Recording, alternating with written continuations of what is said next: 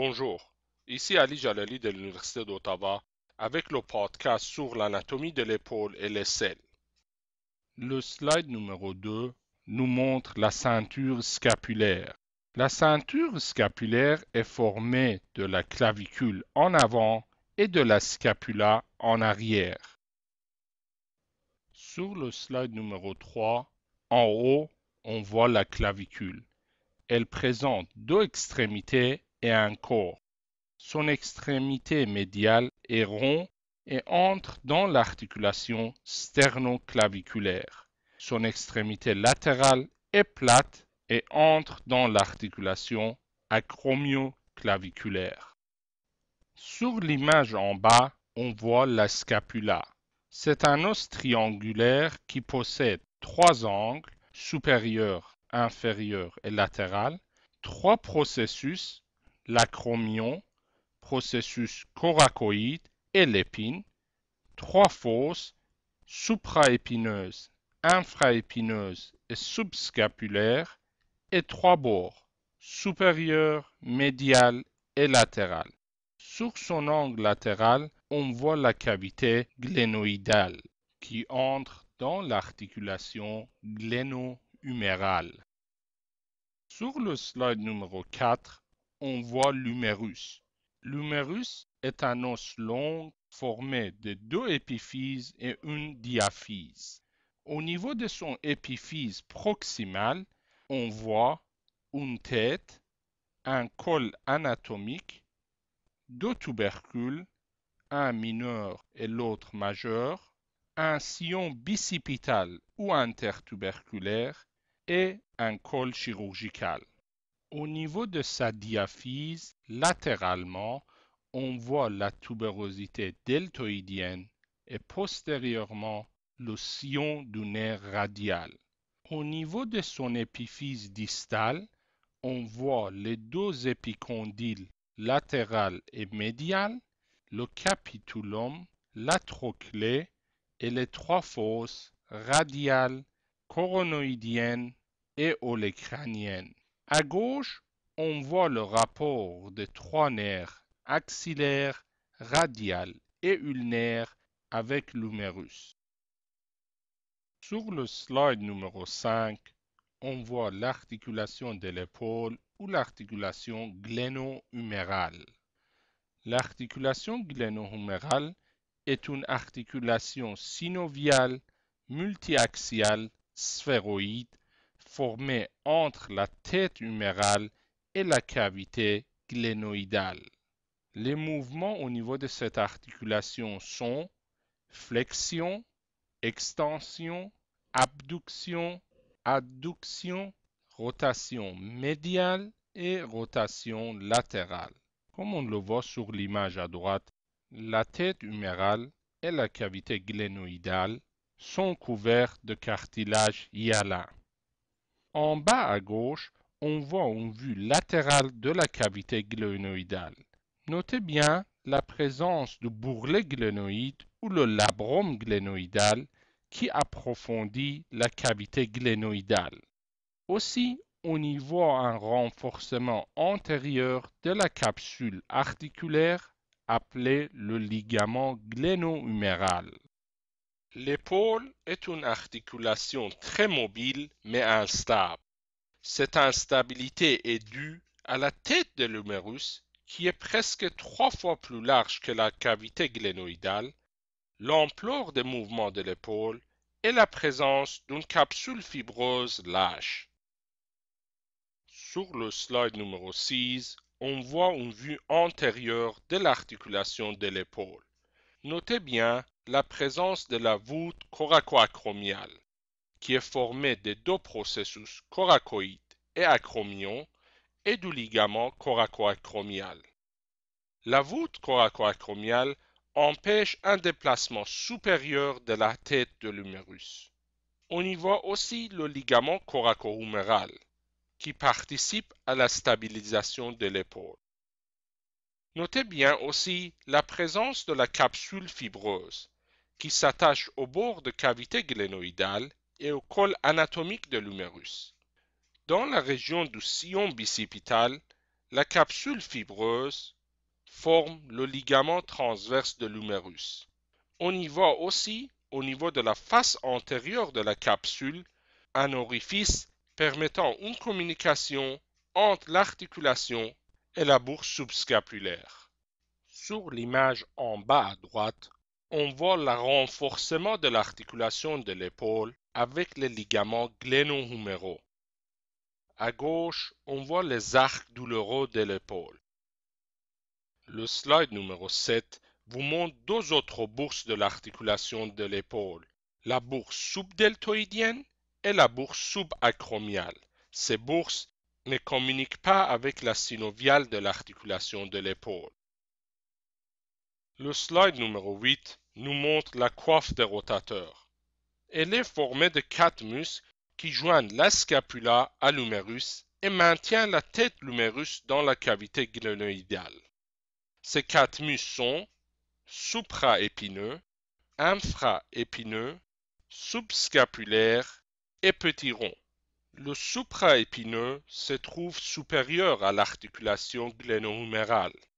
Le subscapulaire se trouve antérieur, l'infraépineux et le petit rond se trouvent postérieurs à cette articulation.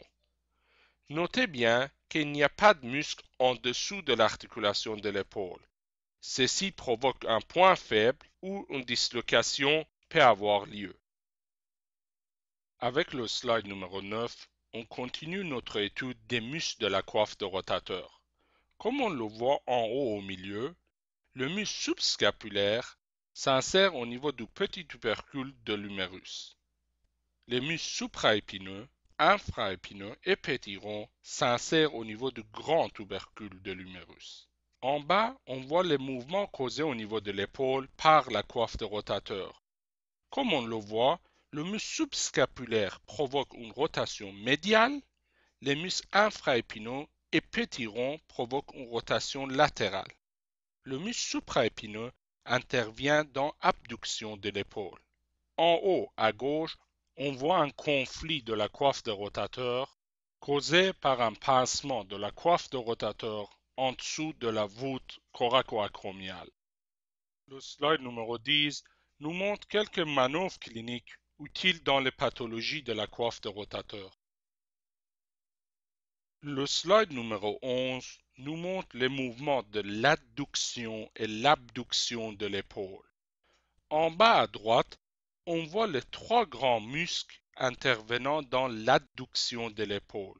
Ils sont le grand pectoral, le grand dorsal et le grand rond. Sur l'image à gauche, on voit les 2 muscles intervenant dans l'abduction. Ils sont le deltoïde et le supraépineux qui assistent le deltoïde entre 0 et 30 degrés d'abduction. Notez bien qu'à partir de 30 degrés d'abduction, un mouvement scapulo-huméral existe qui provoque une rotation supérieure de la scapula.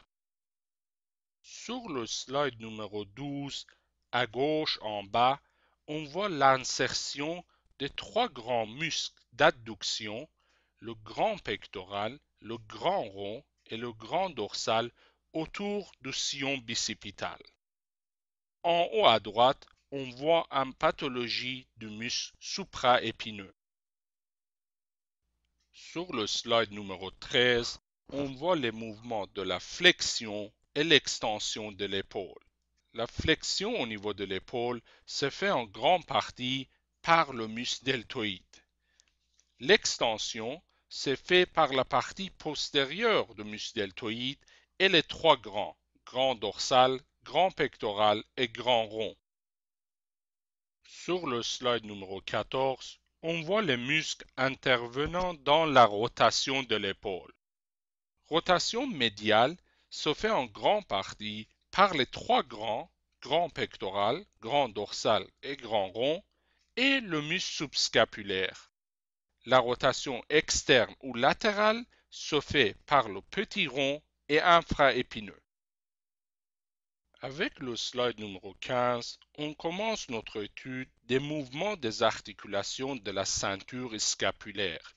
Ces articulations sont sternoclaviculaires, acromioclaviculaire et scapulo-thoracique. Notez bien que le muscle dentelé antérieur empêche un décollement de scapula pendant ces mouvements.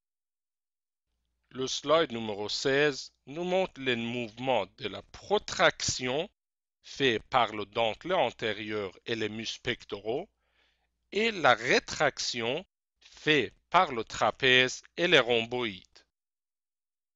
Le slide numéro 17 nous montre l'élévation fait par le trapèze et l'élévateur de la scapula et la dépression fait en grande partie par la gravité mais aussi par les muscles pectoraux, grand dorsal et le trapèze.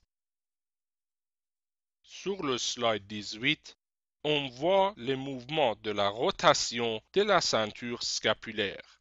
Ces mouvements accompagnent les mouvements d'abduction et adduction de l'articulation de l'épaule. Rotation supérieure se fait par le dentelé antérieur et le trapèze. La rotation inférieure par l'élévateur de la scapula, les muscles rhomboïdes et pectoraux. Le slide numéro 19 nous montre l'aisselle ou la fosse axillaire. L'aisselle est un espace pyramidal situé au-dessous de l'épaule. Ses limites sont paroi antérieure limitée par les muscles pectoraux, paroi postérieure par le muscle grand rond, grand dorsal et sous-scapulaire, paroi latérale par le sillon bicipital, paroi médiale par le dentelé antérieur et les côtes, et son apex qui se trouve entre la première côte, la clavicule et la scapula. Les contenus de la fosse axillaire sont le plexus brachial, les nœuds et les vaisseaux lymphatiques axillaires, l'artère axillaire, la veine axillaire et de la graisse. Le slide numéro 20 nous montre le plexus brachial.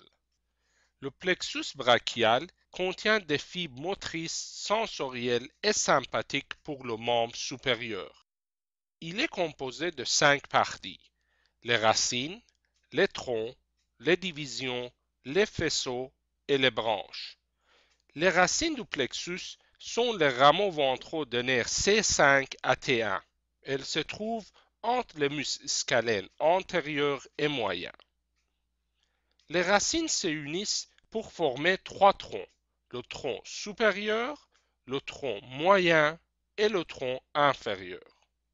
Postérieur à la clavicule, chaque tronc se divise en 2 divisions, une antérieure et une postérieure. Les 3 divisions postérieures s'unissent pour former le faisceau postérieur. Les divisions antérieures du tronc supérieur et moyen s'unissent pour former le faisceau latéral. La division antérieure du tronc inférieur forme le faisceau médial.